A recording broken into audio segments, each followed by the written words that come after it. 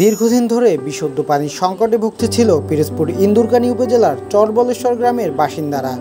এই গ্রামের ভূগর্ভস্থ পাথরের স্তরের কারণে ডিপ টিউবওয়েল বসে না, নেই সাপ্লাই লাইনের ব্যবস্থা। পানযোগ্য পানির জন্য এলাকার মানুষ খাল এবং পুকুরের পানির উপর নির্ভরশীল। সমুদ্র উপকূলীয় হওয়ায় খালের পানিও লবণের মাত্রা বেশি। খাল এবং পুকুরের পানি ফিটকুরি দিয়ে পরিষ্কার করার চেষ্টা চালানো হতো বটে, তবে তা কখনো ছিল না পর্যাপ্ত স্বাস্থ্যকর। ফলে এলাকায় দেখা দিত নানা রকমের পানিবাহিত রোগবালাই। এই সমস্যার সমাধানে এগিয়ে আসে হ্যাবিটেট ডেভেলপমেন্ট ট্রাস্ট এইচডিটি নামক একটি স্বেচ্ছাসেবী সামাজিক সংগঠন। তারা হাওলাদার বাড়ির একটি বাসায় স্থাপন করে একটি বিশেষ পানির ফিল্টারিং সিস্টেম, যার মাধ্যমে পুকুরের পানি কয়েক স্তরে ফিল্টারিংয়ের মাধ্যমে পৌঁছাচ্ছে ট্যাপ কলের মাধ্যমে গ্রামের মানুষের হাতে। ফলে সকাল বিকেল সেখানে লাইন পড়ছে বিশুদ্ধ পানির জন্য। এলাকাবাসীর মুখে হাসি, তৃপ্তির ছাপ। তারা বলেছেন বহু বছরের তাদের পানি সংকট ঘুচল। আগে পানি খাইছি তো খালের পানি খাইছি, পেট খারাপ করছে, লবণ পানি আছে, লবণ পানি জ্বালা খাইতে নেন, ভালো ফিল্টারের পানি আমরা খাইতে আছি। খালের পানি খাইতাম, ফিল্টার পাইয়া আমরা ভালো পানি খাইতে আছি। অনেক মানুষে খাই, অনেক মানুষে খুব খুশি হয়েছে। আলহামদুলিল্লাহ, আমরা এইটা পাওয়ার অনেক খুশি। কারণ এটা আগে আমরা খালের পানি খাইতাম, খালের পানিতে অনেক কদাচার থাকে, মরা পশু মরা আসে। পুকুরের পানি তাও অতটা শুদ্ধ না। তো পানি পেয়ে খুশি, এই গ্রামবাসী সবাই একাত্র হইয়া সকাল হইতে সন্ধ্যা পর্যন্ত পানি একভাবে টানতে আছে। আমি 1, 2, 3 ওয়ার্ডের মহিলা মেম্বার।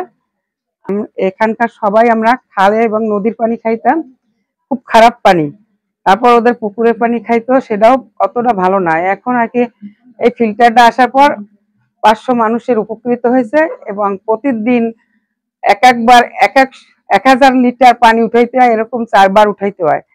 তার দিয়ে অনেক লোক উপকৃত হয় এবং সবাই ভালো আছে, আলহামদুলিল্লাহ। সংগঠনটির চেয়ারম্যান নাসির উদ্দিন হাওলাদার জানান, দীর্ঘদিন ধরে তাদের সমস্যা দেখে আমাদের মন কেঁদেছে, তাই যতটা পেরেছি চেষ্টা করেছি সমাধান দিতে।